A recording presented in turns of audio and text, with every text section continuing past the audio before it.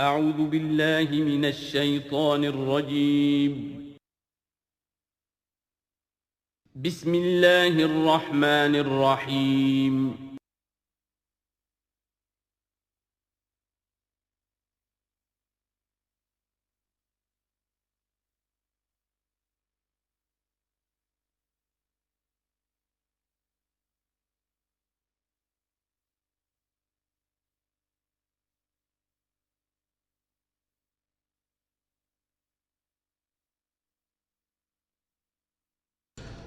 الحمدللہ وکفا والصلاة والسلام علی عبادہ الذین اصطفیٰ خصوصاً علی افضلہم وخاتم النبیین محمد الامین وعلی آلہ وصحبہ اجمعین اما بعد فقد قال اللہ تبارک وتعالی کما ورد فی سورۃ البقرہ اعوذ باللہ من الشیطان الرجیم بسم اللہ الرحمن الرحیم الحج اشہر معلومات فمن فرض فیہن الحج فلا رفث ولا فسوق ولا جدال فی الحج وما تفعلوا من خیر یعلمہ اللہ وتزودوا فإن خیر الزاد التقوی واتقون یا اولی الالباب صدق اللہ العظیم۔ پچھلے رکوع سے مناسک حج کا تذکرہ شروع ہو چکا تھا، اور اس کے ضمن میں خاص طور پر یہ کہ اگر کوئی حج کا احرام باندھ کر یا عمرے کا احرام باندھ کر سفر شروع کر دے اور کہیں درمیان میں ایسی رکاوٹ پیش آ جائے کہ اسے احرام کھولنا پڑے بغیر عمرہ کیے اور بغیر حج کیے، تو اس صورت میں کیا قواعد و ضوابط ہیں۔ اب جو یہ رکوع ہے 25واں، اس میں حج کا اصل فلسفہ، اس کی اصل حکمت، اس کی اصل روح کا بیان ہے۔ الحج اشہر معلومات، حج کے مہینے ہیں جو معلوم ہیں، یعنی جو بھی پہلے سے عرب میں رواج چلا آ رہا تھا اس کی توثیق ہو گئی کہ واقعتاً یہ اللہ تعالیٰ ہی کی طرف سے۔ تو حج کے کا جہاں تک ٹائمنگ کا تعلق ہے، مواقیت کا تعلق ہے، وہ گویا کہ اللہ تعالیٰ کی طرف سے توثیق فرما دی گئی۔ فمن فرض فیہن الحج، تو جو کوئی بھی اپنے اوپر لازم کر لے ان مہینوں میں حج کو، لازم کر لے سے مراد نیت پختہ کر لے، اور نیت پختہ کرنے کی علامت احرام باندھ لے۔ فمن فرض فیہن الحج، تو حج کے لیے جو اپنے اوپر لازم کر لے، فلا رفث ولا فسوق ولا جدال فی الحج، تو احرام کی حالت میں یہاں لفظ حج آیا ہے، ان میں سے پہلی قید جو ہے فلا رفث، تو کوئی شہوت کی بات نہیں ہونی چاہیے۔ میاں بیوی بھی ساتھ حج کر رہے ہیں تو احرام کی حالت میں وہی قید ہے کہ جو اعتکاف کی حالت میں ہے۔ باقی یہ کہ فسوق اور جدال، اللہ کی نافرمانی یا باہم جھگڑنا، اس لیے کہ بہت بڑی تعداد میں لوگوں کا اجتماع ہوتا ہے، سفر میں بھی لوگ ساتھ ہوتے ہیں، تو لوگوں کے غصوں کے پارے جلدی چڑھ جاتے ہیں، اس میں خاص طور پر روکا گیا کہ یہ ہے کہ اس میں امن ہو اور سکون ہو۔ اور آج بھی واقعہ یہ ہے کہ دنیا میں معجزات میں سے ہے یہ، اتنی بڑی تعداد میں لوگوں کا جمع ہونا، اور وہاں امن رہتا ہے، وہاں وہ جنگ و جدال اور جھگڑا اور فساد وغیرہ قطع نظر نہیں آتا۔ یا تو یہ کہ پچھلے دنوں میں کچھ سیاسی اعتبار سے کوئی مہمیں اٹھائی گئی ہیں، یا یہ کہ کچھ چور اچکوں نے بھی جانا شروع کر دیا ہے وہاں پر، لیکن جھگڑا اور جو گالم گلوچ کی نوبت ہم نے اپنے آنکھوں سے نہیں دیکھی، سے 5-6 مرتبہ حج کی سعادت حاصل ہوئی ہے۔ فلا رفث ولا فسوق ولا جدال فی الحج وما تفعلوا من خیر یعلمہ اللہ، اور جو خیر بھی تم اس کے دوران کرو گے اللہ کے وہ علم میں ہوگا۔ نوافل پڑھ رہے ہو، اضافی طواف کر رہے ہو، کوئی اور بھی جو کام کر رہے ہو، تو اس میں کسی اور کو دکھانے کی ضرورت نہیں ہے، اپنے خاموشی کے ساتھ انسان وہ اپنی جو بھی نیکی مزید کما سکے کمائے، جو بھی مناسک حج ہیں ان پر مستزاد۔ وَتَزَوَّدُوا فَإِنَّ خَيْرَ الزَّادِ التَّقْوَىٰ، اور سفر کے لیے زاد راہ ساتھ لے لیا کرو، اور بہترین زاد راہ تقویٰ ہے۔ اب اس آیت کے دو معنی لیے گئے ہیں، ایک تو یہ کہ بہترین زاد راہ تقویٰ ہے، یعنی سفر میں آپ نے آزاد راہ خرچ کی شکل میں تو لے لیا، تقویٰ ہے نہیں، تو پھر کیا ہوگا؟ وہ تو صرف پیسہ خرچ کرنے کے لیے اچھا احرام لے لیں گے، اچھی جگہ لے لیں گے قیام کی، تو تقویٰ اگر نہیں ہے تو حج تو حج ہی نہیں ہوگا۔ لیکن اس کا ایک دوسرا مفہوم جو ہے وہ بھی بہت اہم ہے کہ اگر انسان خود اپنا زاد راہ ساتھ نہ لے تو پھر وہاں مانگنا پڑتا ہے۔ تو تقویٰ سے مراد یہاں ہے سوال سے بچنا۔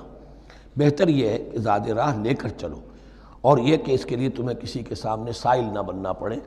اگر تم صاحب استطاعت نہیں ہو تو حج تم پر فرض ہی نہیں ہے۔ خام خواہ کو ایک شے جو تم پر فرض نہیں ہے اس کے لیے وہاں جا کر بھیک مانگنا یا یہاں سے بھیک مانگ کر یا چندہ لے کر جانا، یہ تو قطعاً غلط حرکت ہے۔ وَتَزَوَّدُوا فَإِنَّ خَيْرَ الزَّادِ التَّقْوَىٰ وَاتَّقُونِ يَا أُولِي الْأَلْبَابِ، اور یقیناً میرا ہی تقویٰ کرو، مجھی سے ڈرو اے ہوش مندو۔ لَيْسَ عَلَيْكُمْ جُنَاحٌ أَن تَبْتَغُوا فَضْلًا مِّن رَّبِّكُمْ، اس میں تم پر کوئی حرج نہیں ہے، کوئی گناہ نہیں ہے کہ تم حج کے سفر کے دوران اپنے رب کا فضل بھی تلاش کرو۔ آدمی ہندوستان سے پاکستان سے جا رہا ہے، اسے ایسی اجناس لے جائے تجارت کے لیے جو وہاں پر بیچ کر کچھ نفع حاصل کر لے، تو یہ تقویٰ کے منافی نہیں ہے۔ اگر وہاں پر کوئی کاروبار کر سکو کرو۔ فَإِذَا أَفَضْتُم مِّنْ عَرَفَاتٍ، تو پھر جب تم عرفات سے واپس لوٹو، اس لیے کہ اصل حج جو ہے وہ عرفہ ہے، الحج العرفہ۔ حج کے بقیہ تمام مناسک رہ جائیں، صرف عرفہ میں شمولیت ہو جائے، قیام عرفہ میں تو حج ہو گیا۔ باقی جو چیزیں رہ گئی ہیں اس کا جو بھی اس کا کفارہ ہے، اس کا جو دم دینا ہے وہ دے دیا جائے۔ لیکن عرفہ سے اگر آدمی رہ گیا عرفات کے قیام سے تو پھر حج نہیں ہوا۔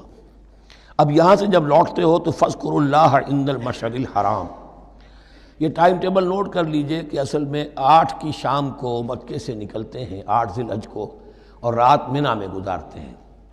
پھر 9 کا دن ہے اصل یوم عرفہ، 9 ذی الحج۔ صبح کو نکلتے ہیں، قافلے چلتے ہیں، اور کہیں دوپہر تک، اور دوپہر سے بھی ہو سکتا ہے تاخیر ہو جائے، لیکن کوشش ہوتی ہے کہ ظہر سے پہلے پہنچ جایا جائے۔ لیکن ظہر اور عصر دونوں ملا کر پڑھ لی جائیں عرفات میں داخل ہونے سے پہلے۔ اسی لیے جو مسجد ہے عرفات کے میدان سے ملحق وہ عرفے کے اندر شامل نہیں ہے، وہ اس کی حدود سے باہر ہے۔ تو یہ اس کا افضل یہی ہے کہ ظہر اور عصر ملا کر وہاں پڑھی جائیں، اور اس کے بعد سے غروب آفتاب تک قیام ہے، وہ عرفات کا قیام ہے، اس میں کوئی نماز نہیں، یعنی جو روایتی جو عبادت ہے اس کے سب دروازے بند۔ اب تو اگر دعا کی آپ کے اندر ایک روح پیدا ہو چکی ہے، اپنے رب سے ہم کلام ہو سکتے ہیں، اور آپ کو حلاوت مناجات حاصل ہو گئی ہے، تو دعا مانگتے رہیے، بس یہی ہے دعا۔ قیام عرفہ جو ہے کھڑے ہو کر بیٹھے ہوئے جس طرح بھی ہو اللہ سے مناجات کرو، یا پھر یہ کہ اگر اس میں کبھی ہو جائے کسی وجہ سے تو آدمی تلاوت کرے، لیکن یہ کہ عام نماز نہیں۔ فَإِذَا أَفَضْتُم مِّنْ عَرَفَاتٍ فاذكروا اللَّهَ عند المشعر الحرام، یہ مزدلفہ کا قیام ہے۔ 9 کی شام کو مغرب کی نماز کا وقت ہو چکنے کے بعد وہاں سے روانگی ہے، لیکن وہاں مغرب کی نماز پڑھنے کی اجازت نہیں ہے۔ اب جاؤ اور مغرب اور عشاء دونوں جمع کرو اس میں مشعر حرام یعنی مزدلفہ میں۔ وَاذْكُرُوهُ كَمَا هَدَاكُمْ، اور یاد کرو اسے، ذکر کرو جیسے کہ تمہیں اس نے ہدایت دی ہے۔ اس سے مراد ہے کہ جو کچھ اللہ کے رسول نے تمہیں سکھایا ہے، ذکر کے جو طور طریقے ہیں، اس کے لیے جو بھی طریقے ہیں وہ اللہ نے ہدایت دی اپنے رسول کے ذریعے۔ وَإِن كُنتُم مِّن قَبْلِهِ لَمِنَ الضَّالِّينَ، اور یقیناً اس سے پہلے تو تم گمراہ لوگوں میں سے تھے، تمہیں معلوم نہیں تھا، حج کی شکل باقی رہ گئی تھی، اس کی روح ختم ہو گئی تھی، اس کے مناسک میں بھی تم نے رد و بدل کر دیا تھا، وہ آگے آ رہا ہے۔ ثم افیضوا من حیث افاض الناس، پھر پلٹو وہیں سے جہاں سے کہ سب لوگ پلٹتے ہیں۔ قریش نے یہ کہا تھا کہ ہماری خاص حیثیت ہے کہ ہم تو منی ہی میں مقیم رہیں گے، باہر سے آنے والے لوگ عرفات جائیں اور عرفات سے پھر واپس لوٹیں، یہ سارے مناسک ہمارے لیے نہیں ہیں، ہم تو مکے والے ہیں اور ہماری شان یہ ہے کہ ہم عرفات نہیں جائیں گے، منی ہی میں قیام رہے گا۔ یہاں بتایا گیا کہ یہ تم نے غلط بات ایجاد کر لی ہے۔ ثم افیضوا من حیث افاض الناس، جہاں سے سب لوگ لوٹتے ہیں یعنی میدان عرفہ سے، وہیں سے لوٹیں۔ واستغفر اللہ، اللہ سے استغفار کرتے رہو، ان اللہ غفور رحیم، یقینا اللہ بخشنے والا رحم فرمانے والا ہے۔ فَإِذَا قَضَيْتُم مَّنَاسِكَكُمْ، اور جب تم اپنے یہ مناسک ادا کر لو، پورے کر لو، فاذکروا اللہ کذکرکم آباءکم، تو اب اللہ کا ذکر کرو جیسے کہ تم اپنے آباء و اجداد کا ذکر کرتے رہے ہو، جس شد و مد کے ساتھ۔ وہاں یہ ہو گیا تھا کہ پھر منی میں جب یہ ٹھہرتے تھے تو اپنے آباء و اجداد کے قصیدے بیان کیے جا رہے ہیں، جیسے ہمارے ہاں ہوتا ہے، جو دیہاتی لوگ ہوتے ہیں، راجپوت لوگ ہوتے ہیں، ان کے میراثی ہوتے ہیں، اسی طرح وہاں شعراء ہوتے تھے قبائل کے، وہ ان قبیلوں کی مدح بیان کرتے تھے، ان کے بڑے بزرگوں کی، اسلاف کی جو ہے عظمت بیان کرتے تھے۔ اللہ کا ذکر ختم ہو چکا تھا، فرمایا جس شد و مد کے ساتھ تم اپنے آباء و اجداد کا ذکر کرتے رہے اب اسی شد و مد کے ساتھ، بلکہ او اشد ذکرا، بلکہ اس سے بھی زیادہ شد و مد کے ساتھ اب اللہ کا ذکر کرو۔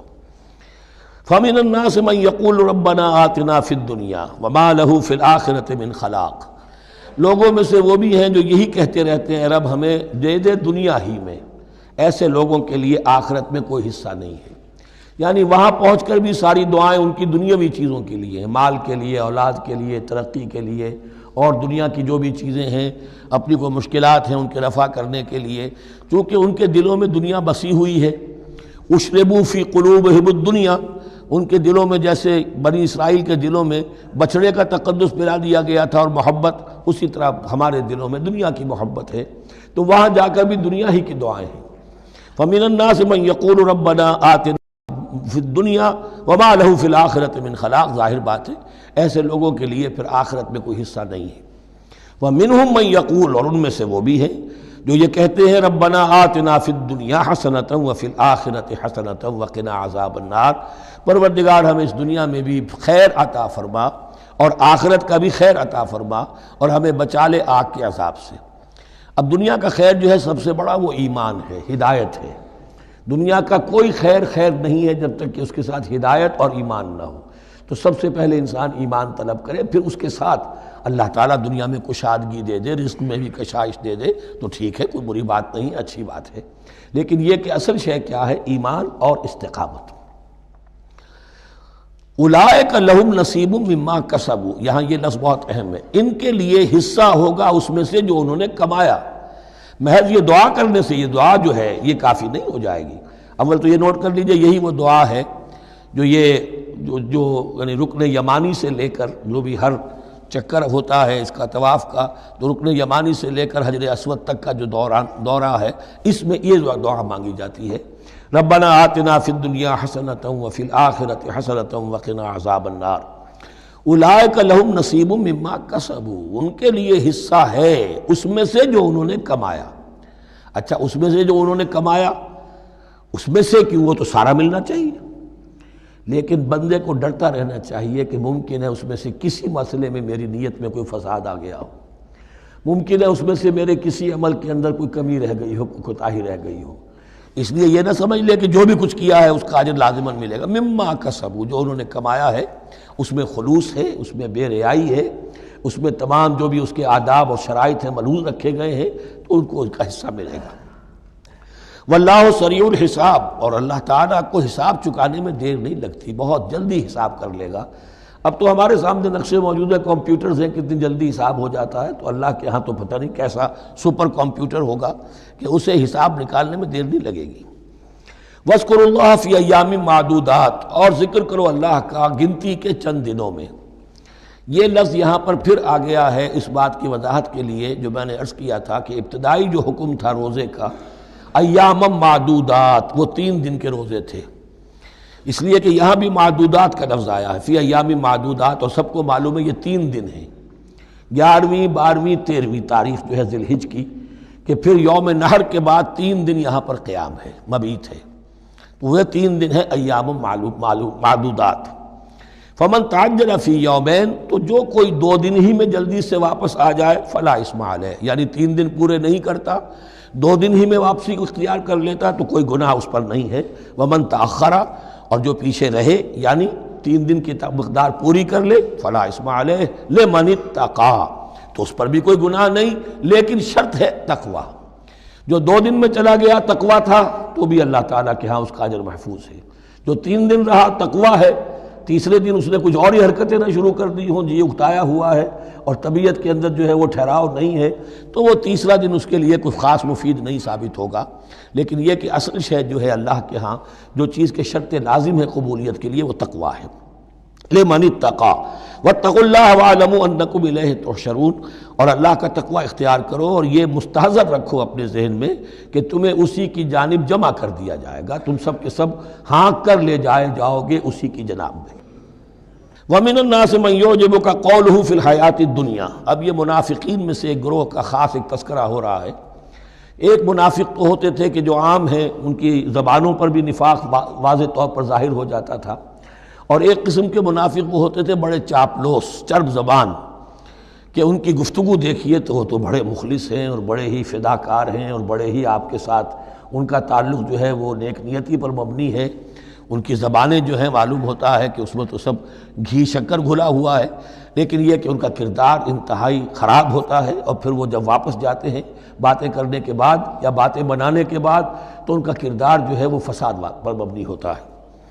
وَمِنَ النَّاسِ مَن يُعْجِبُكَ قَوْلُهُ فِي الْحَيَاةِ الدُّنْيَا، اور لوگوں میں سے ایسے بھی ہیں جن کی باتیں تمہیں بڑی اچھی لگتی ہیں دنیا کی زندگی میں، وَيُشْهِدُ اللَّهَ عَلَى مَا فِي قَلْبِهِ، اور وہ اللہ کو بھی گواہ ٹھہراتا رہتا ہے، میں جو کچھ کہہ رہا ہوں اللہ جانتا ہے، میں خلوص سے کہہ رہا ہوں، میں بالکل اپنی نیک نیتی سے کہہ رہا ہوں، اللہ جانتا ہے۔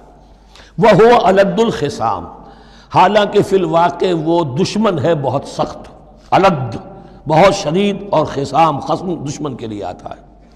وَإِذَا تَوَلَّى، جب وہ پیٹھ موڑتے جاتا ہے، سعى فِي الْأَرْضِ، اب وہ زمین میں جو بھاگ دوڑ کرتا ہے، لِيُفْسِدَ فِيهَا، اس میں فساد مچائے، وَيُهْلِكَ الْحَرْثَ وَالنَّسْلَ، اور ہلاک کرے، کہیں کسی کی کھیتی جلا دی، کہیں کسی کا کوئی جانور جو ہے وہ ختم کر دیا، مار دیا۔ وَاللَّهُ لَا يُحِبُّ الْفَسَادَ، اللہ تعالیٰ کو فساد بالکل پسند نہیں ہے۔ وَإِذَا قِيلَ لَهُ اتَّقِ اللَّهَ، جب ایسے شخص سے کہا جاتا ہے کہ تو اللہ کا خوف کرو، اللہ سے ڈرو، تم باتیں ایسی کرتے ہو، عمل تمہارا یہ ہو رہا ہے، سوچو تو صحیح۔ اخذت العزت بالاسم، تو اس کو اپنی عزت نفس، جھوٹی عزت نفس گناہ پر اور جما دیتی ہے۔ ایک شخص وہ ہوتا ہے جس سے خطا ہو گئی، غلطی ہو گئی، اس نے اپنی خطا تسلیم کر لی تو اصلاح کر لے گا۔ ایک وہ ہے کہ جو کیسے مان لوں میری غلطی ہے، اس کی جھوٹی انا جو ہے اور جو اس کی جھوٹی عزت نفس ہے وہ اسے اور گناہ کے اوپر چپکا دیتی ہے۔ اخذت العزت بالاسم، اس کو اور اس پر جامد کر دیتی ہے۔ فحسبہ جہنم، تو اس کے لیے تو اب کافی ہے جہنم ہی، وَلَبِئْسَ الْمِہَادُ، اور یقیناً وہ بہت برا ٹھکانہ ہے۔ روایات میں آتا ہے کہ ایک شخص خاص تھا، اخنس ابن شریق، اس کا یہ کردار ہے، لیکن یہ کہ یہ تو یوں سمجھیے کہ شان نزول کے اعتبار سے یہ بات ٹھیک ہے، اور یہ کہ تعویل خاص میں اس کو بھی سامنے رکھیں گے، لیکن یہ وہی ہے، کردار ہے، یہ کردار ہر جگہ آپ کو ملے گا۔ اصل میں کردار کو پہچاننا چاہیے اور اس کے حوالے سے اللہ تعالیٰ سے ہدایت طلب کرنی چاہیے کہ اس کردار سے اللہ تعالیٰ ہمیں اپنی حفظ ایمان میں رکھے۔ وَمِنَ النَّاسِ مَن يَشْرِي نَفْسَهُ ابْتِغَاءَ مَرْضَاتِ اللَّهِ، قرآن کا یہ عام اسلوب ہے کہ تقابل ضرور کرتا ہے، فوری تقابل۔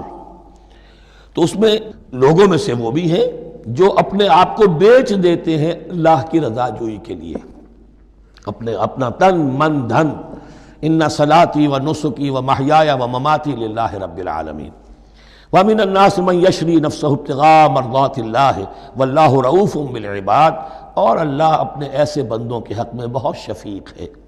ظاہر بات ہے جس نے یہ ارادہ کر لیا ہو، نیت کر لی ہو، کبھی ایسے شخص سے بھی کوئی کوتاہی ہو سکتی ہے، حالات ہو سکتے ہیں عارضی سے، کبھی جذبات میں آ کر کوئی غلط قدم اٹھ گیا، اللہ پھر معاف فرمائے گا، بڑی شفقت کے ساتھ معاف فرمائے گا۔ طے کر لے انسان، ایک سیدھا راستہ یہی بن جائے، ان صلاتی و نسکی و محیایا و مماتی للہ رب العالمین، تو پھر یہ ہے کہ کوئی تیز دوڑے گا، کوئی آہستہ چل سکے گا، مختلف صلاحیتوں کے لوگ ہوتے ہیں، اس میں فرق و تفاوت رہے گا، لیکن جس نے یہ عزم کر لیا ہے اللہ تعالیٰ ان کے حق میں بہت شفیق ہے۔ یا ایھا الذین آمنوا ادخلوا فی السلم کافہ، اے اہل ایمان اسلام میں داخل ہو پورے کے پورے۔ یہ گویا کہ وہ بات اب کہی جا رہی ہے کہ جس کا ریورس یا کانورس ہم بنی اسرائیل کے ساتھ جو خطاب تھا اس میں پڑھ چکے ہیں۔ افتؤمنون ببعض الکتاب وتکفرون ببعض، کیا تم ہماری کتاب، ہمارے دین، ہماری شریعت کے ایک حصے کو مانتے ہو اور ایک کو رد کر دیتے ہو؟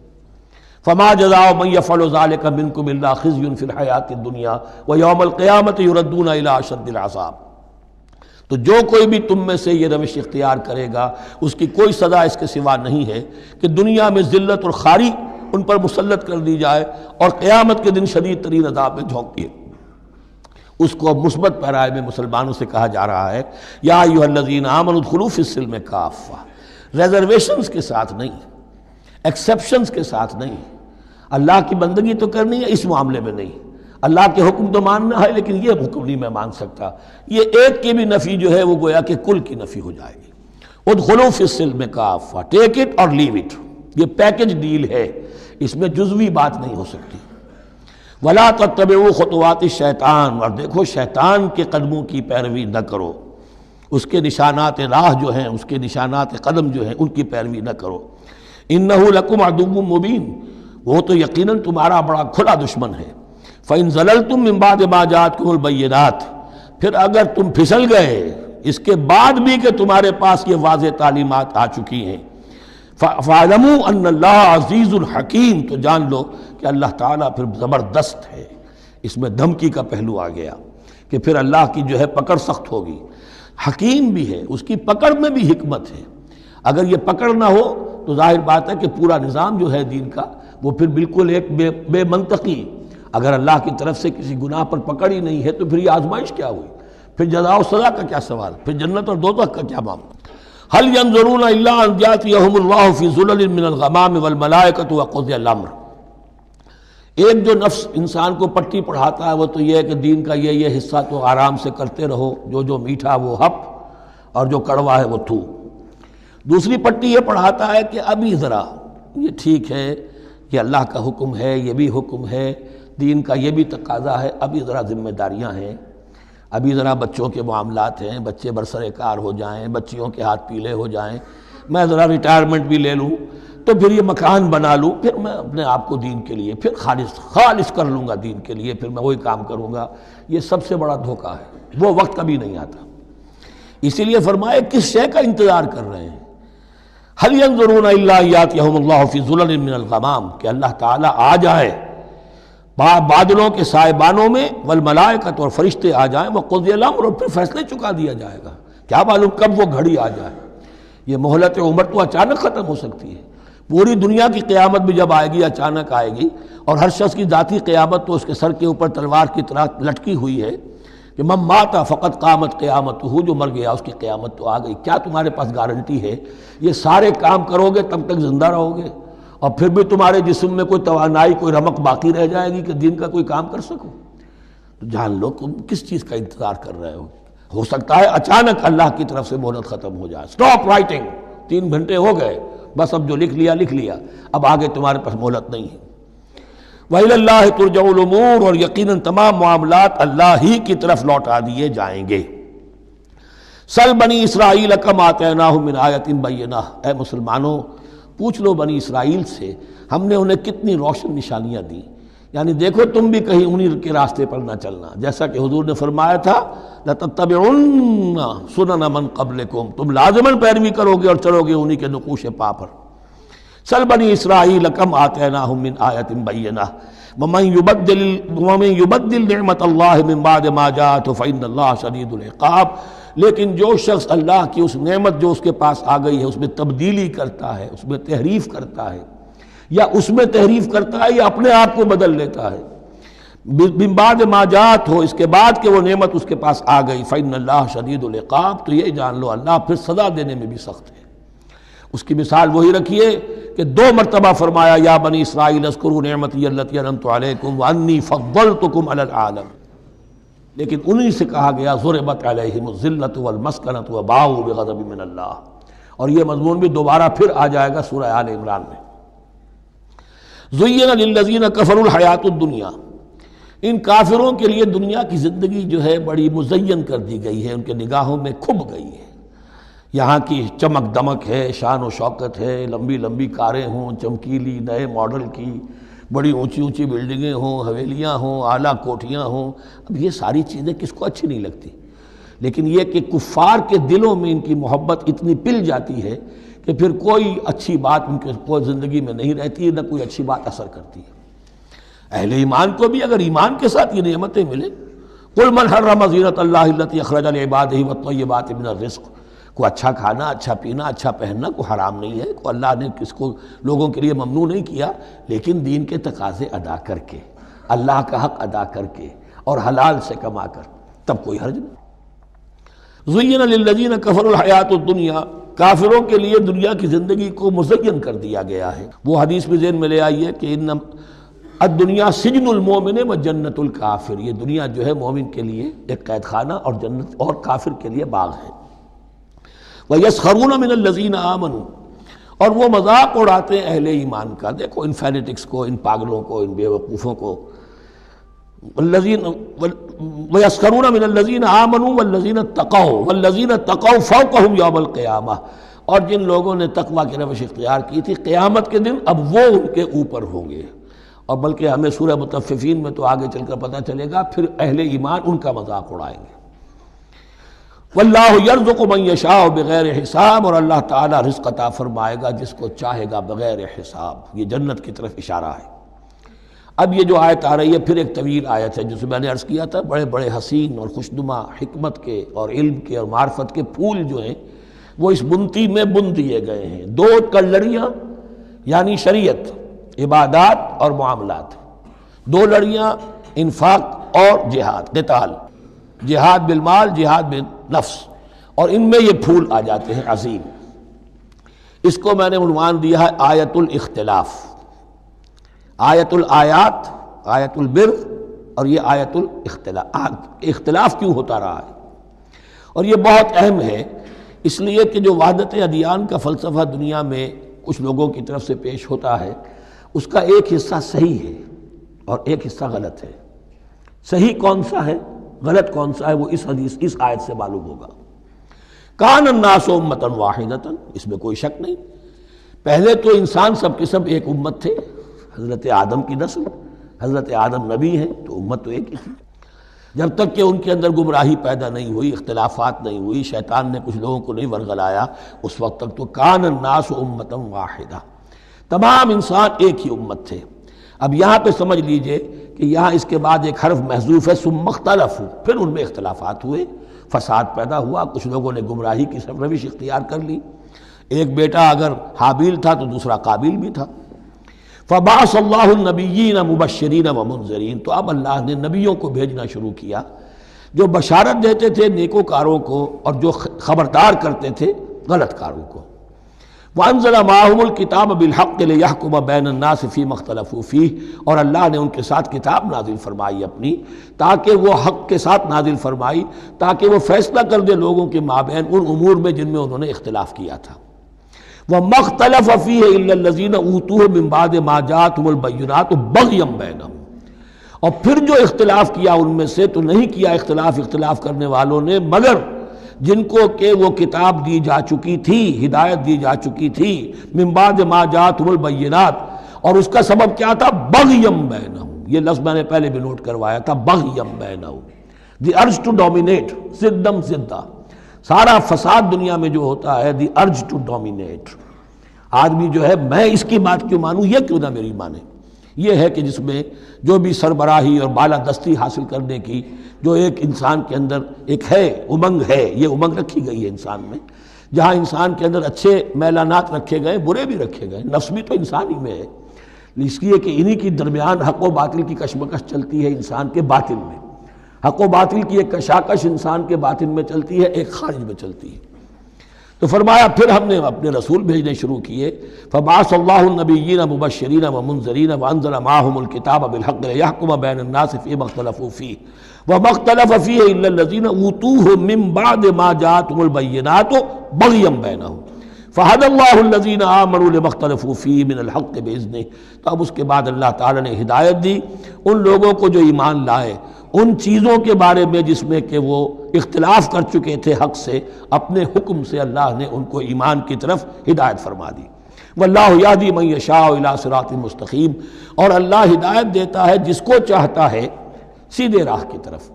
لیکن اس کا دوسرا ترجمہ یہ بھی ہوگا اللہ ہدایت دیتا ہے اس کو جو چاہتا ہے، من یشاء، من یشاء میں اللہ کی مشیت بھی ہے اور جو ہدایت کا طالب ہوتا ہے، واللہ یہدی من یشاء، جو چاہتا ہے اس ہدایت کا طالب ہوگا، یہ اللہ کے ذمے ہے، اللہ نے اسے اپنے اوپر ایک ذمہ داری سمجھا ہے کہ اس کو یقیناً ہدایت دے گا۔ والذین جاہدوا فینا لنہدینہم سبلنا، جو ہمارے راستے میں کوششیں کریں گے، حق کی طرف بڑھنا چاہیں گے، ہم لازماً ان کو راستہ دکھائیں گے، اپنے راستوں کی طرف ان کی رہنمائی کریں گے، یہ اللہ نے اپنے ذمے لیا ہے۔ ام حسبتم، اب بڑی سخت آیت آ رہی ہے، یہ بھی بڑی لرزا دینے والی آیت ہے۔ اب دیکھیے صحابہ کرام میں سے ایک بڑی تعداد تھی کہ جو مکے کی سختیاں جھیل کر آئے تھے، مہاجرین، ان کے لیے تو اب جو بھی مراحل آئندہ آنے والے تھے وہ کوئی ایسے ثقیل نہیں تھے، ایسے مشکل نہیں تھے۔ وہ سختیاں تو وہاں نہیں انہوں نے جھیلنی تھی کہ جو کہ مکے میں مہاجرین نے جھیلی تھی، تو اب ان سے ہے خاص طور پر روئے سخن، اگرچہ خطاب عام ہے، اور یہ قرآن مجید میں عام طور پر آپ کو ملے گا کہ الفاظ عام ہیں، لیکن آپ اگر دیکھیں گے تو روئے سخن کسی خاص طبقے کی طرف ہے۔ تو یہاں در حقیقت ان کو بتایا جا رہا ہے۔ ام حسبتم ان تدخلوا الجنہ، کیا تم نے یہ سمجھا تھا کہ جنت میں داخل ہو جاؤ گے؟ ولما یاتکم مثل الذین خلوا من قبلکم، حالانکہ ابھی تک تو تمہارے اوپر وہ حالات و واقعات تو وارد ہی نہیں ہوئے جو ان پر ہوئے تھے جو تم سے پہلے تھے۔ مستہم الباساء، انہیں آ لیا، پہنچی ان کو سختی بھوک کی، والضراء اور تکالیف، وزلزلوا اور وہ ہلا مارے گئے، حتیٰ یقول الرسول والذین آمنوا معہ متی نصر اللہ، یہاں تک کہ پکار اٹھا وقت کا رسول اور جو ان کے ساتھ اہل ایمان تھے، کب آئے گی اللہ کی مدد، الا ان نصر اللہ قریب، اب انہیں یہ خوشخبری دی گئی کہ آگاہ ہو جاؤ اللہ کی مدد قریب ہے۔ یعنی اللہ آزماتا ہے، یہ وہی بات ہے جو اس سے پہلے آ چکی ہے 19ویں رکوع میں بالکل شروع میں، وَلَنَبْلُوَنَّكُمْ بِشَيْءٍ مِّنَ الْخَوْفِ وَالْجُوعِ وَنَقْصٍ مِّنَ الْأَمْوَالِ وَالْأَنفُسِ وَالثَّمَرَاتِ، ہم لازماً آزمائیں گے۔ یہ کوئی پھولوں بھرا راستہ نہیں ہے، پھولوں کی سیج نہیں ہے، حق کا راستہ ہے، یہ کانٹوں بھرا بستر ہے، کانٹوں بھرا راستہ ہے، اس کے لیے ذہناً تیار ہو جاؤ۔ در رہے منزل لیلا کہ خطر ہاست بسے، شرط اول قدمی نس کے مجنوں باشی، دیکھ سمجھ کر آؤ۔ ام حسبتم ان تدخلوا الجنة ولما یاتکم مثل الذین خلوا من قبلکم مستهم الباساء والضراء وزلزلوا حتى يقول الرسول والذین آمنوا معه متی نصر اللہ الا ان نصر اللہ قریب۔ یہ آیت پھر مسلمانوں کو، صحابہ کرام کو سورہ صف میں یہ خوشخبری سنائی گئی، جبکہ غزوہ احزاب واقع ہو چکا تھا اور شدید ترین امتحان سے محمد الرسول اللہ اور ان کے صحابہ گزر چکے تھے کامیابی کے ساتھ، تب انہیں خوشخبری دی گئی ہے۔ سورہ صف اس وقت نازل ہوئی ہے، وَأُخْرَىٰ تُحِبُّونَهَا نَصْرٌ مِّنَ اللَّهِ وَفَتْحٌ قَرِيبٌ، اب تمہارے لیے وہ خوشخبری ہے، اے نبی بشر المومنین، اپنے اہل ایمان ساتھیوں کو بشارت دے دیجئے کہ اب وہ وقت آ گیا ہے کہ اللہ کی نصرت کے دروازے کھلتے چلے جائیں گے۔ یسألونک ماذا ینفقون، یہ آپ سے پوچھ رہے ہیں کہ وہ کیا خرچ کریں، جو انفاق کے لیے کہا جا رہا ہے کیا خرچ کریں۔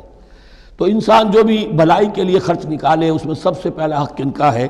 قل ما انفقتم من خیر، کہہ دیجئے جو بھی تم خرچ کرو خیر میں سے، دولت میں سے، مال اسباب میں سے، فللوالدین، سب سے پہلا جو حق ہے وہ والدین کا ہے، والاقربین اور رشتہ داروں کا ہے، والیتامى اور یتیموں کا ہے، والمساکین اور محتاجوں کا ہے، وابن السبیل اور مسافر کا ہے، وما تفعلوا من خیر فإن اللہ بہ علیم، اور جو بھی خیر تم کماؤ گے، جو کام بھی اچھا کرو گے، جان لو وہ اللہ کے علم میں ہے۔ یہ ضرورت نہیں ہے کہ دنیا واقف ہو اس سے، تمہیں اگر اجر اللہ سے لینا ہے تو اللہ تو رات کے اندھیرے میں بھی دیکھ رہا ہے، اور تمہارے داہنے ہاتھ نے جو کچھ دیا ہے بائیں کو پتہ نہیں چلا تو اللہ کو تو پھر بھی پتہ چل گیا۔ اب یہ سخت آیت اور آ گئی، کتب علیکم القتال، اب میں نے کہا تھا نا کہ یہ لڑیاں جو ہیں چونکہ بٹی ہوئی ہیں تو ایک لال اور ایک پیلی اور ایک ہری اور ایک نیلی، تو یہ نظر آتی ہے ایک طرف سے کہ کٹے ہوئے ہیں رنگ، ان کو کھول دیں گے تو ہر لڑی مکمل ہو جائے گی، ایک گویا کہ تسلسل ہے۔ کتب علیکم القتال وہو کرہ لکم، مسلمانوں اب تم پر جنگ فرض کر دی گئی ہے اور وہ تمہیں گراں گزر رہی ہے۔ یہ مضمون اصل میں اس سے پہلے سورہ محمد نازل ہو چکی ہے اور اس میں قتال کی فرضیت آ چکی ہے، اس کا نام سورۃ القتال بھی ہے، لہذا اب اس کے حوالے سے کچھ لوگ جو ہیں وہ پریشان ہو رہے تھے، اور میں نے آپ سے عرض کیا تھا منافقین بھی یہی کہتے تھے کہ بھائی صلح جوئی سے کام لو، بس دعوت و تبلیغ کے ذریعے سے لوگوں کو ٹھیک راستے پر لاؤ، یہ جنگ ونگ جو ہے، لڑائی بھڑائی، اس میں تو بہت خرابی ہے، یہ کوئی اچھا کام تو نہیں ہے۔ اب یہاں یہ ہے کہ فرض کیا جا رہا ہے اللہ کی راہ میں جنگ کرنا، تو اس حوالے سے کہا جا رہا ہے، تو اس میں جہاں منافقین کہتے تھے، جن مسلمانوں کا ایمان قدر کمزور تھا وہ منافق تو نہیں تھے، لیکن یہ کہ ایمان اتنا پختہ نہیں تھا، ابھی تازہ ایمان لائے تھے، مدینے کے اندر ابھی وہ ایمان لائے ہیں، ان کی تربیت کے مراحل ابھی گزرے ہی نہیں ہیں، تو ان میں سے بھی بعض لوگوں کے دلوں میں اب انقباض پیدا ہو رہا تھا۔ کتب علیکم القتال وہو کرہ لکم، تم پر اب دیکھیے کتبہ کا لفظ آ گیا ہے، کتب علیکم الصیام، کتب علیکم القصاص فی القتلى، کتب علیکم اذا حضر احدکم الموت ان ترک خیرا الوصیہ، وصیت کا حکم آیا کتبہ، روزے کا حکم آیا کتبہ، اسی طریقے سے فرضیت قتال ہے۔ کتب علیکم القتال وہو کرہ لکم، وہ تمہیں بری لگ رہی ہے، وعسیٰ ان تکرہوا شیئا، اور ہو سکتا ہے کہ تم کسی شے کو ناپسند کرو، وہو خیر لکم، حالانکہ کہ اسی میں تمہارے لیے خیر ہو، وعسیٰ ان تحبوا شیئا وہو شر لکم، اور ہو سکتا ہے کہ تم کسی چیز کو پسند کرو درا حالانکہ وہ تمہارے لیے شر ہو، واللہ یعلم وانتم لا تعلمون، اللہ جانتا ہے تم نہیں جانتے۔ تم اپنی عقل پر ایمان نہ رکھو، تم اللہ کی وحی پر ایمان رکھو، تم اللہ کے رسول پر ایمان رکھو۔ جس وقت کے لیے جو حکم موضوع تھا اس وقت وہ حکم تھا، کفو ایدیکم، 14 برس تک تمہیں قتال سے منع کیا گیا، اب فرض ہو رہا ہے قتال، اب تمہارے لیے لازم، وقت کا جو ہے امر الحال کو پہچانو۔ اللہ تعالی واللہ یعلم وانتم لا تعلمون، یسألونک عن الشہر الحرام قتال فیہ، اب جب جنگ کا حکم شروع ہو گیا تو اب وہ پوچھتے تھے کہ یہ جو مہینے حرمت والے ہیں، حج کا ہے، عمرے کا ہے، تو اس میں جنگ کرنا کیسا ہے؟ اس لیے کہ سیرت میں یہ واقعہ آتا ہے، وقت نہیں ہے تفصیل سے میں بیان کر سکوں، کہ نخلا کی وادی میں ایک مقابلہ ایسا پیش آ گیا تھا کہ وہ رجب کا مہینے کا بھی دن تھا، اور اس میں ہی کوئی قتال ہو گیا، مسلمانوں کے ہاتھوں ہوا یا مسلمانوں کے اوپر ایسی سچویشن ہو گئی کہ انہیں مجبوراً وہ کام کرنا پڑا۔ اس پر شور اٹھا دیا، دیکھو ان لوگوں کا کیا حال ہے، بنے پھرتے ہیں اللہ والے، رسول والے، دین والے، آخرت والے، اور ان کا حال یہ ہے کہ یہ حرمت والے مہینے کے انہوں نے بٹا لگا دیا، اس میں جنگ کی ہے۔ یہ اصل میں ان حضرات کی طرف سے گویا کہ اللہ تعالیٰ اپنے ان مومن بندوں کی طرف سے خود صفائی پیش کر رہے ہیں۔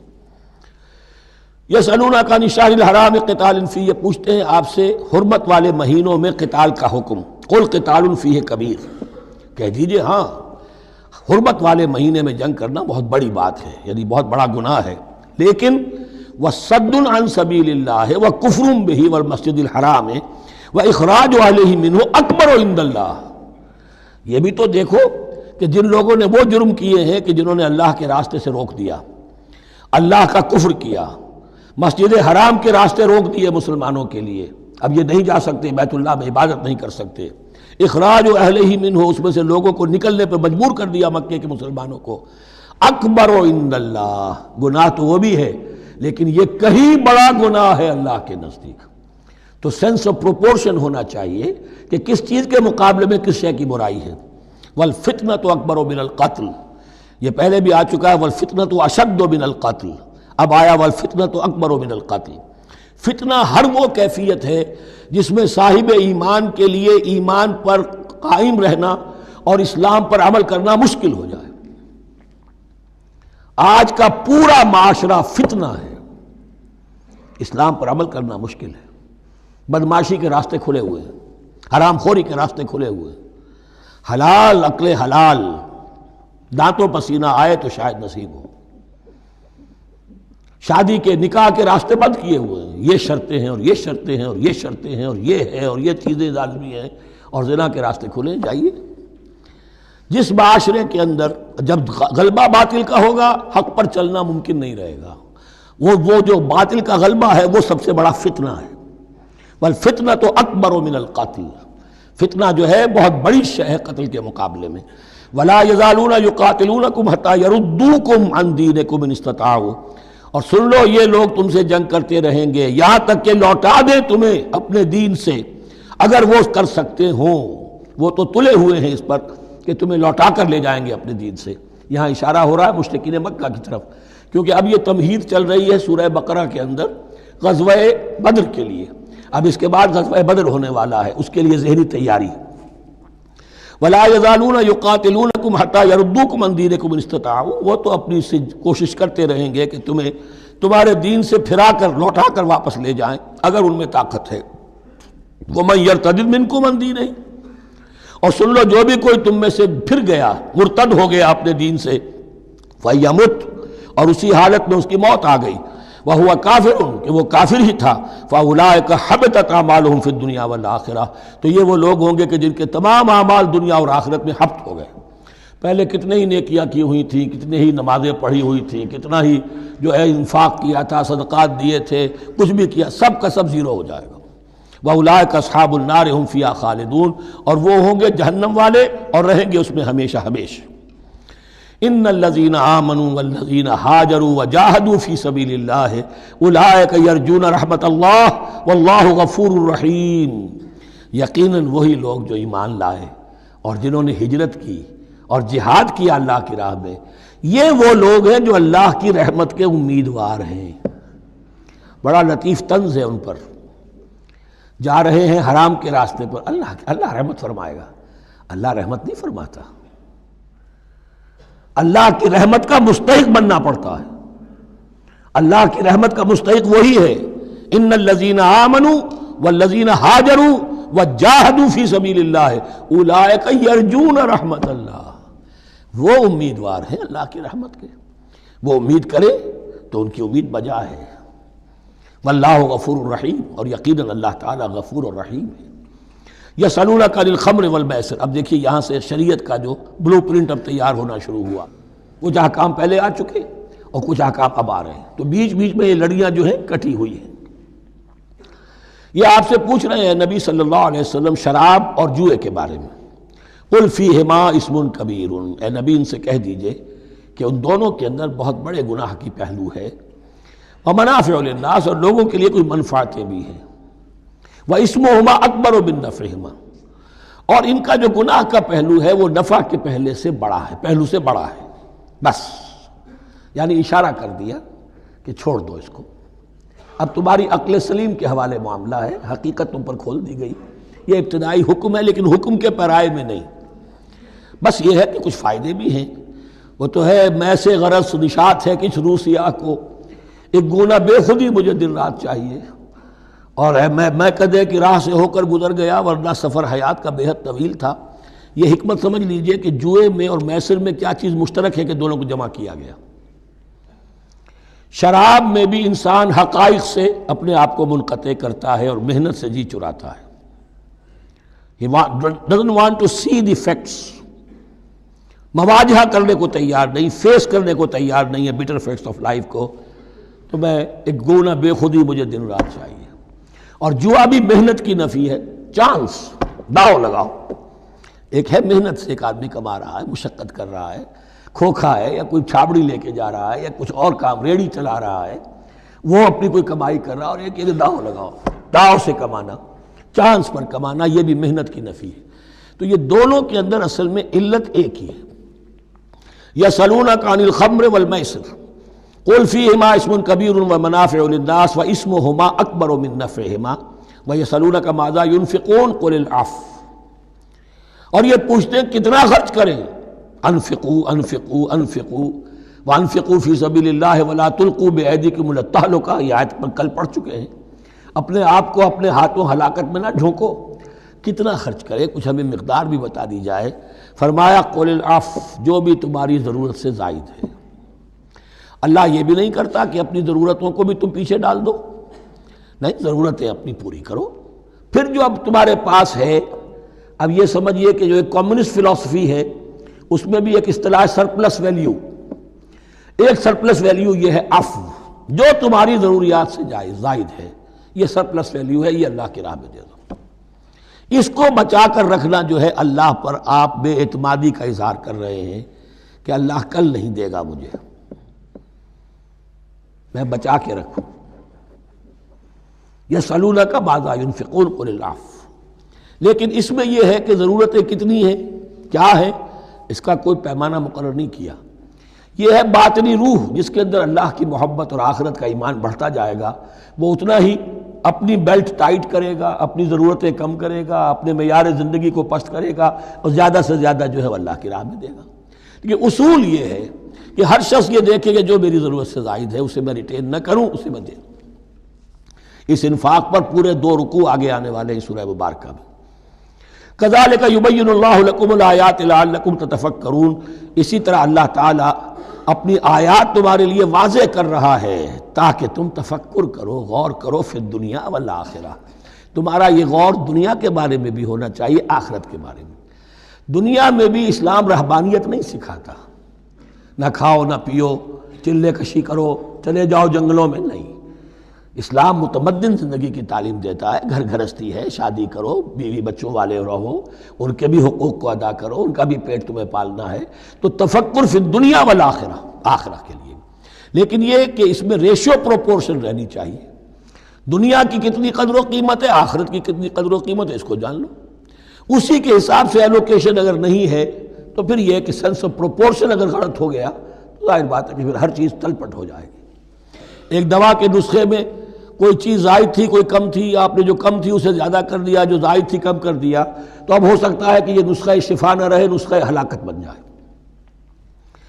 وَيَسْأَلُونَكَ عَنِ الْيَتَامَىٰ، اور یہ آپ سے پوچھ رہے ہیں یتیموں کے بارے میں، قُلْ إِصْلَاحٌ لَهُمْ خَيْرٌ، اے نبی ان سے کہہ دیجئے ان کے لیے ان کی مصلحت کو پیش نظر رکھنا یہ ہے کہ جو بہتر ہے، نیکی ہے، بھلائی ہے۔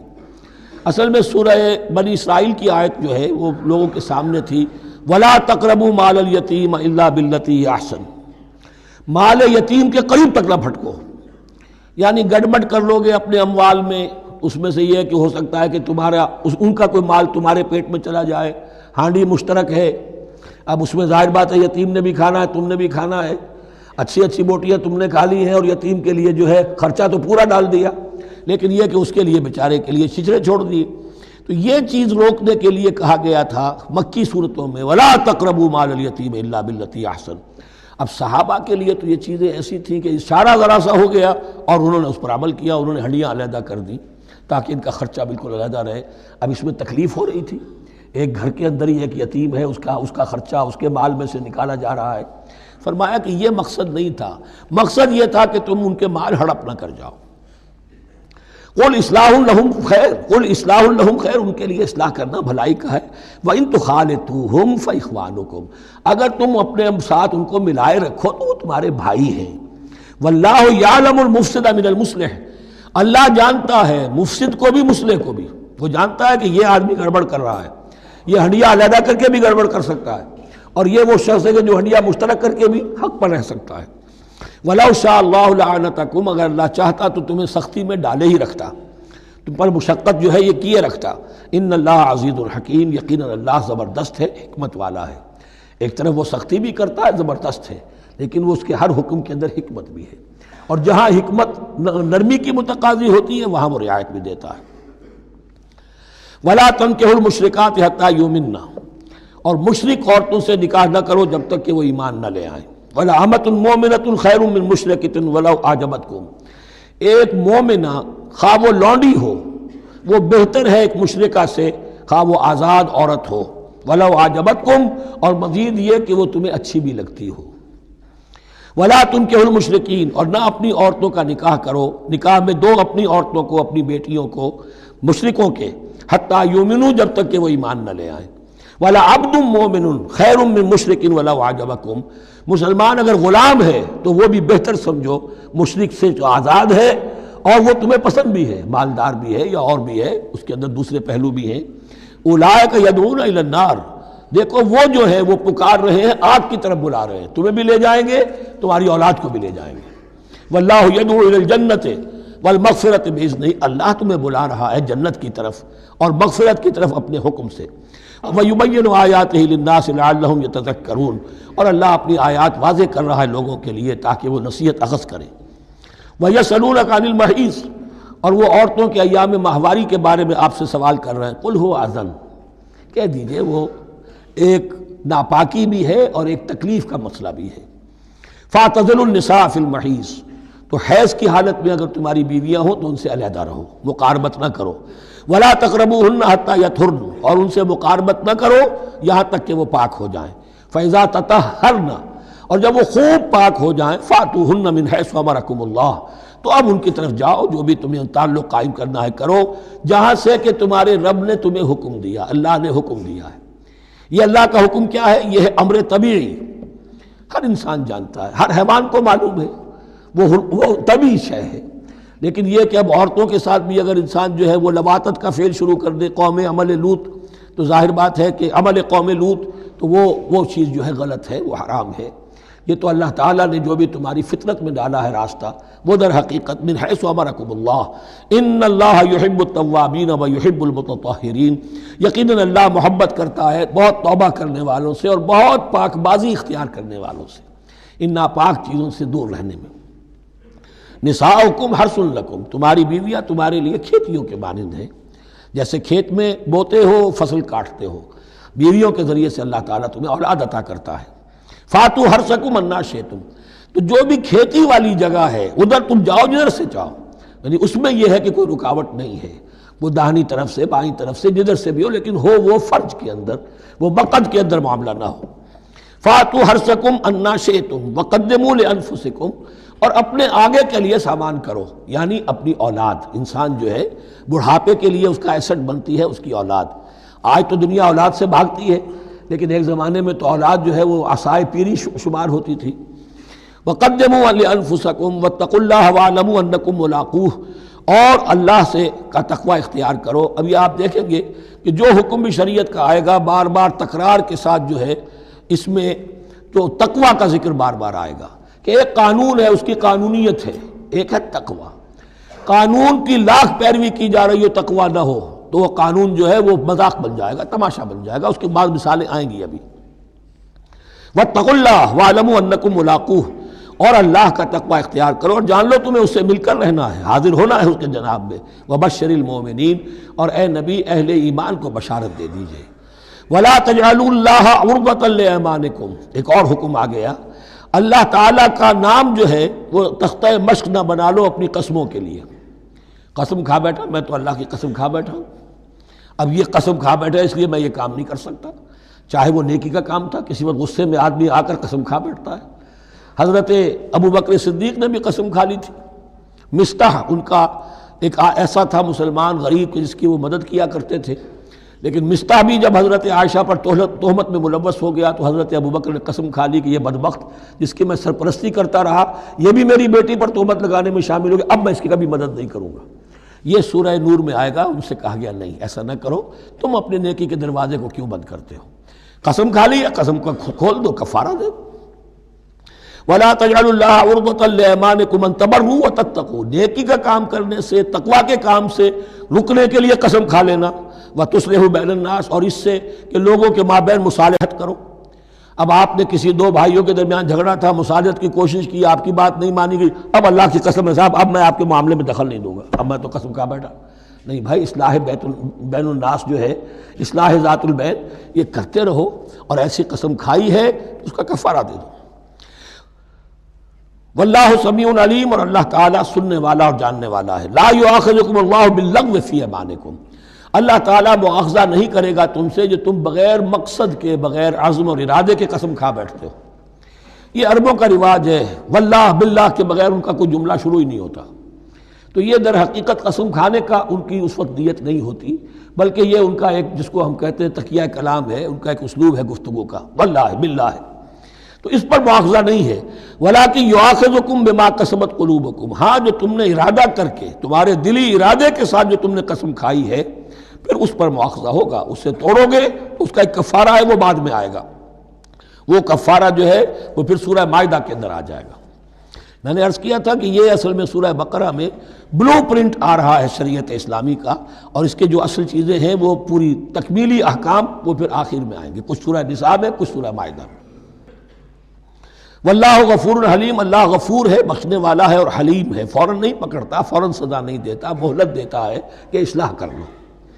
للذین یولون من نسائہم تربص اربعۃ اشہر، اب یہ بھی ایک قسم کھا لی جاتی تھی کہ کسی وقت کسی مرد نے، کسی شوہر نے قسم کھا لی اب میں اپنی بیوی کے قریب نہیں جاؤں گا، ناراض ہو گئے، غصہ آ گیا، میں تمہارے سے کوئی تعلق نہیں رکھوں گا، یہ ایلا کہلاتا تھا۔ حضور نے بھی ایلا فرمایا تھا اپنی ازواج مطہرات سے جب انہوں نے کچھ زیادہ نفقے کا مطالبہ کیا تھا کہ اب عام مسلمانوں کے ہاں بھی خوشحالی آ گئی ہے تو اب ہمارے اوپر یہ سختی کیوں ہے، ہمارا بھی جو نفقات ہیں، ہمارا جو خرچ ہے، وظائف ہیں، بڑھائے جائیں۔ اس پر حضور نے پھر ایلا کیا، اس کا ذکر ہے، وہ بعد میں آئے گا۔ لیکن وہاں عام طور پر لوگ قسم کھا کے بیٹھ جاتے تھے، اب قسم کھا لی ہے، پچھتا بھی رہے، کیا کریں، قسم کھا چکے، اب بیوی کے پاس کیسے جائیں؟ اب وہ بیوی معلق ہے، نہ وہ شادی شداؤں میں ہے اور نہ وہ علیحدہ ہے، آزاد ہے۔ للذین یولون من نسائہم تربص اربعۃ اشہر، 4 مہینے کے لیے تو وہ انتظار کیا جا سکتا ہے۔ فإن فاؤوا، اس دوران میں اگر وہ لوٹیں، اپنی قسم کو ختم کریں اور رجوع کر لیں، تعلق زن و شوق قائم کریں فإن اللہ غفور رحیم، تو اللہ تعالیٰ غفور و رحیم ہے۔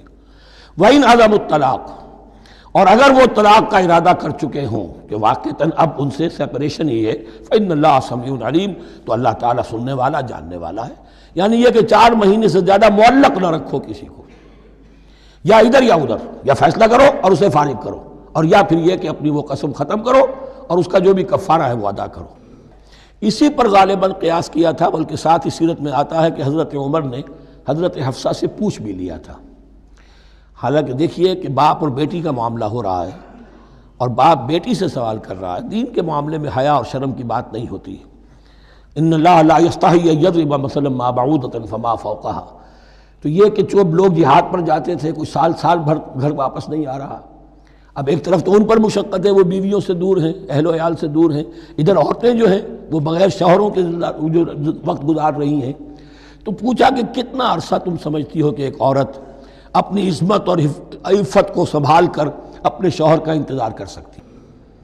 تو حضرت حفصہ نے کہا 4 ماہ، اور میں سمجھتا ہوں کہ شاید انہوں نے اسی پر کہا ہو کہ یہ معلق رکھنے کا حکم بھی قرآن مجید میں جو ہے زیادہ سے زیادہ اس کی مہلت 4 مہینے ہے۔ والمطلقات یتربصن بانفسهن 3 قروء، اور جنہیں طلاق دے دی جائے ان پر لازم ہے کہ وہ اپنے جیوں کو روکے رکھیں 3 حیض تک، یہ عدت ہے۔ طلاق کے بعد 3 مہینے کی عدت ہے۔ اس عدت میں یا تو شوہر رجوع کر لے گا، اگر 1 یا 2 طلاقیں ہیں، تیسری طلاق ہو گئی تو رجوع کا حق نہیں ہے، وہ بعد میں بات آ جائے گی، اور اسی میں چاہے تو اس کے بعد جب مدت ختم ہو جائے گی تو پھر اب شوہر کا حق ختم ہو جائے گا، اب وہ آزاد ہوگی، لیکن اس مدت کے اندر وہ دوسری شادی نہیں کر سکتی۔ والمطلقات یتربصن بانفسهن 3 قروء ولا يحل لهن ان يكتمن ما خلق الله في ارحامهن، اور ان کے لیے یہ حلال نہیں ہے، جائز نہیں ہے کہ وہ چھپا لیں جو کچھ کہ اللہ نے پیدا کر دیا ہو ان کے ارحام میں۔ اگر حمل ٹھہر گیا ہے اور بیوی کو ڈر ہے کہ اب یہ شوہر تو طلاق دے دے گا، وہ اپنا حمل چھپا رہی ہے تاکہ پتہ ہی نہ چلے اس کو، کیونکہ وہ چاہے گی کہ بچہ میرے پاس رہے، بچہ بچی جو بھی ہو۔ ظاہر بات ہے کہ بچہ اور بچی جو ہے وہ ماں کے لیے تو جگر گوشہ ہے، اس کے جسم کا ٹکڑا ہے، اس کے جسم کا لوتھڑا ہے، تو وہ چھپانے کی ٹینڈنسی ہوتی ہے کہ وہ جھگڑا ہی نہ اٹھے۔ ولا يحل لهن ان يكتمن، ان کے لیے جائز نہیں ہے کہ وہ چھپائیں ما خلق اللہ فی ارحامہن، جو کچھ کے پیدا کر دیا ہے اللہ نے ان کے رحموں میں۔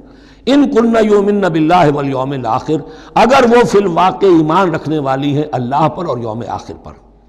وبعولتہن احق بردہن فی ذلک ان ارادوا اصلاحا، اور یہ جو عدت کی مدت ہے اس میں ان کے شوہروں کو حق حاصل ہے، زیادہ حقدار ہیں کہ انہیں لوٹا لیں، اسے رجعت کہتے ہیں، رجوع کیا جا سکتا ہے عدت کے اندر، لیکن تیسری طلاق کے بعد نہیں۔ پہلی طلاق، دوسری طلاق، اس کے بعد دونوں میں جو عدت ہوگی اس میں رجوع کر سکتا ہے شوہر، اس کا اختیار ہے۔ بیوی کو نہ کہنے کا اختیار نہیں ہے کہ اب تم طلاق دے چکے ہو، اب میں تمہاری بات ماننے کو تیار نہیں ہوں، اس کا اسے حق نہیں ہے۔ اسے پھر وہ مرد کا جو حق ہے وَبَعُولَتُهُنَّ أَحَقُّ بِرَدِّهِنَّ، وہ زیادہ حقدار ہے کہ انہیں لوٹا لے، فی ذالک، اس مدت کے اندر ان ارادوا اصلاحا، اگر وہ واقعتاً اصلاح ہی چاہتے ہیں۔ وَلَهُنَّ مِثْلُ الَّذِي عَلَيْهِنَّ بِالْمَعْرُوفِ، اور ان کے لیے حقوق ہیں جو کہ مناسبت سے ہیں ان کی ذمہ داریوں کے۔ وَلِلرِّجَالِ عَلَيْهِنَّ دَرَجَةٌ، اور مردوں کو ان پر ایک درجہ فوقیت کا، ایک درجہ فضیلت کا، ایک درجہ حقوق کا حاصل ہے۔ واللہ عزیز الحکیم، اور اللہ تعالی زبردست ہے اور حکمت والا ہے۔ یہ آیت اصل میں اس زمانے میں بہت مس انٹرپریٹ ہوئی ہے، اور بعض مترجمین نے بھی ترجمہ غلط کیا ہے۔ یعنی اس کا یہ ترجمہ کرنا لہن مثل الذی علیہن، ان کے بھی حقوق مردوں پر ویسے ہی ہیں جیسے مردوں کے حقوق ہیں ان پر، تو یہ تو مساوات ہو گئی، اور مساوات جو اسلامی شریعت میں مرد اور عورت کے درمیان، شوہر اور بیوی کے درمیان نہیں ہے۔ مراد کیا ہے؟ لام اور اعلیٰ کا جو استعمال ہوتا ہے عربی میں، لام کسی کے حق کے لیے اور اعلیٰ کسی کی ذمہ داری کے لیے۔ لہن، ان کے لیے حقوق ہیں، مثل الذی علیہن، جیسے کہ ان پر ذمہ داریاں ہیں۔ اللہ تعالیٰ نے جیسے ذمہ داری مرد پر ڈالی ہے ویسے حقوق اس کو دیے ہیں، جیسی ذمہ داری عورت پر ڈالی ہے اس کی مناسبت سے کورسپونڈنگلی پروپورشنیٹ جو ہے اس کو بھی حق دے دیے ہیں۔ اور اس بات کو کھول دیا، مساوات کہاں سے آئے گی؟ جب کہہ دیا وَلِلرِّجَالِ عَلَيْهِنَّ دَرَجَةٌ، اور مردوں کو ان پر ایک درجہ حاصل ہے، فوقیت کا درجہ حاصل ہے۔ واللہ عزیز الحکیم۔ اب یہ تمہیں پسند ہو تب بھی اور ناپسند ہو تب بھی، اللہ تعالی عزیز ہے، حکیم ہے، وہ سب کچھ جاننے والا ہے، اور وہ زبردست ہے جو چاہے حکم دے، اور حکیم ہے، حکمت والا ہے، اس کا حکم حکمت پر مبنی ہے۔ بارک اللہ لی ولکم فی القرآن العظیم ونفعنی وإیاکم بالآیات والذکر الحکیم۔